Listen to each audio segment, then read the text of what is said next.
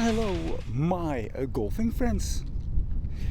Today is a day that I am going to show you a little bit more in depth about the Pinhawk Deadbolt putter. I have been using this one from the moment that we were in the USA. I never played with them, and I'll show you here that first one that I did.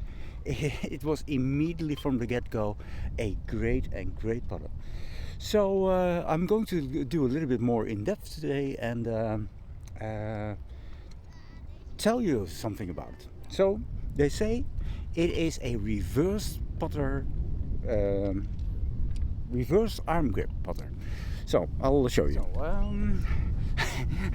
Okay, I hit first a 9-hole that you can do here. I did that. It was terrible. I was busy with some things technical, and that was a mistake.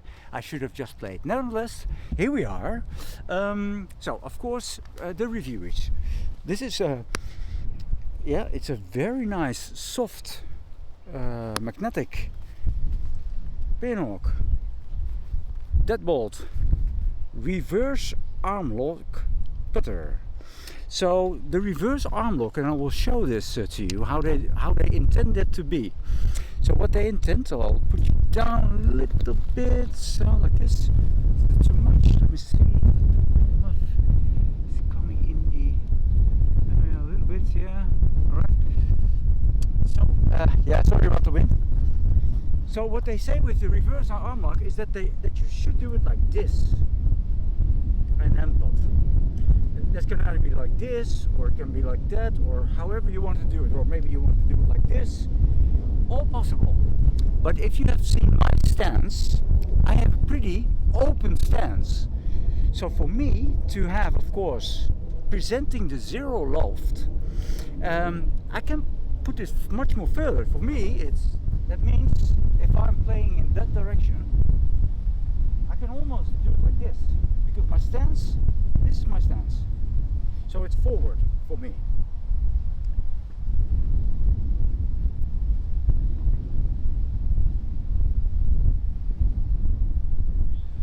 So that's why I went for this one, and also not the very fat grip that you also have with it, but the smaller one, because then I got more options.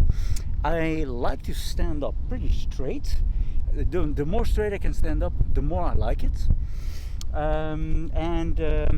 With this shaft being due to the fact that it's an armlock putter, it gives you a lot of options, you know, so a lot of options. It is 0-degree loft, which means when normally the putters are 3 or 4, you can really push it a little bit more forward, and then you still present some loft there.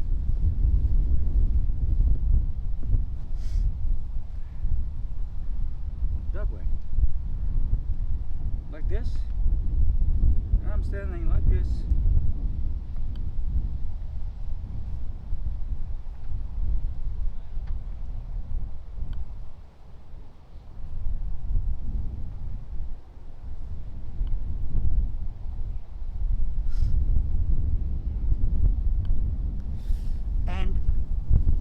For me, my technique, I have tried to, keep it also touching it a little bit here. I've also tried to make it really long, but then I have to put my arms. So if my arms are relaxed, I can go down, and then this is all right. And I'm with the putter, I do an interlock. With all my other, I've got an overlap. That's how I do it. So I'll show you some shots.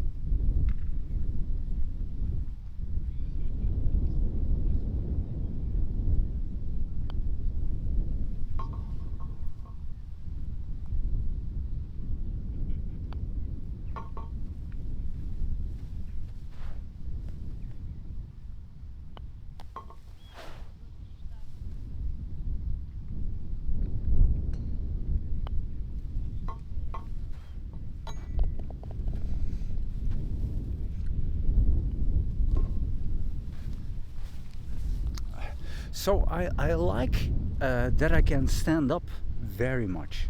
It is, you see here, I know that the focus point will be difficult for him, but there's a little bit of milling going on in it. The sound is depending on, of course, on the ball, if it's softer, due to the fact that with the other putter that I have, this one sounds a little bit more clingy is not the right word, but it seems to be a little bit more hard feeling, but the shaft, that's the only thing I'm unsure about.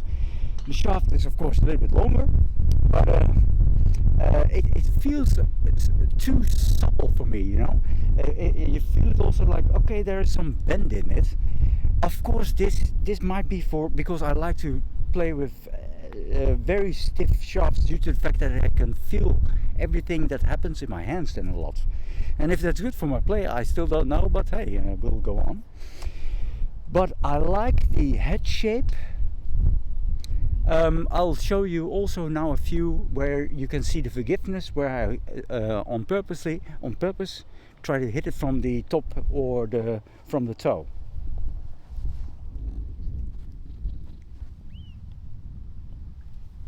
Middle.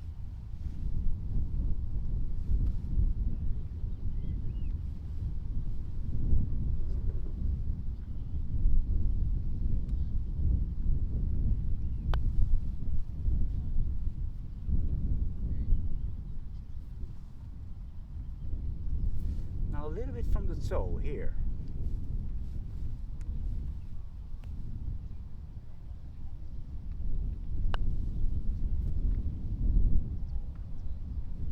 Now from the heel,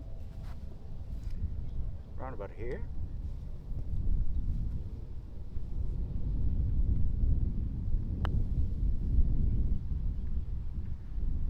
Middle again.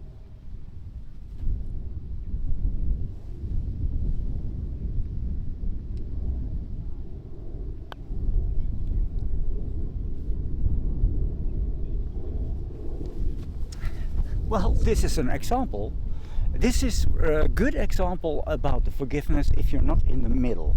The center of mass is pretty much, well, of course, like in everything, that's the perfect sweet spot. Hit it from the toe, it still had some momentum, but hit it a little bit from the heel, it didn't go anywhere. And the middle is, you know, of course, there is a line on it, so you can aim pretty easily of where the middle is. So I'll show you this here. So there you see the line. If I would place it to the ball, it would also look like this. So pretty cool. Although I have, it was a gamble for me to go for this one, and because I needed to set to play all these courses in Arizona. But I kept it in the bag because the stance on how I can stand, I love it. I love it. I've played with the other putter for over 2 years, so I am still not. Due to this length, I sometimes have mishit where I hit the ground first, which is, you know, I saw a fettered one, and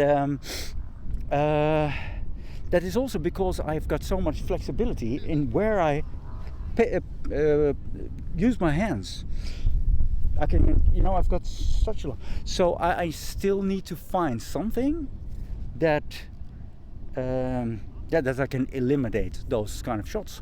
And I'm not sure if that's in the posture that I done certainly changed, or that I have lowered my grip a little bit or not. Personally, I think it's a little bit more my posture, because I'm feeling the balance a little bit already. Speaking about balance, it is toe hang.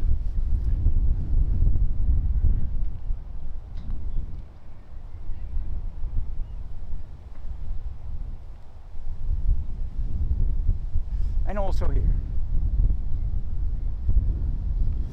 And my last one, the one was the Cleveland putter that I have, the Frontline. Oh, I'm not sure about the number again. It's in the description.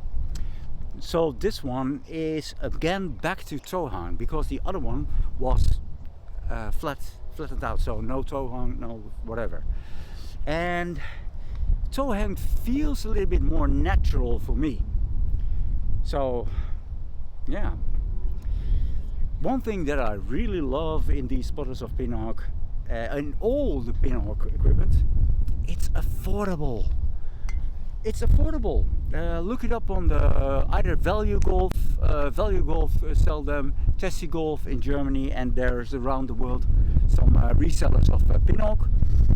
It's absolutely great to see prices that are a little bit more, you know, better. Yeah, so I will play and game this one in the Dutch Championship one length, which is from now in 3 weeks. If I use the round of today as my form, then my form is not good. Okay, but that doesn't matter. Tomorrow I'm playing again, and we'll see if we can make some better scores. Love out.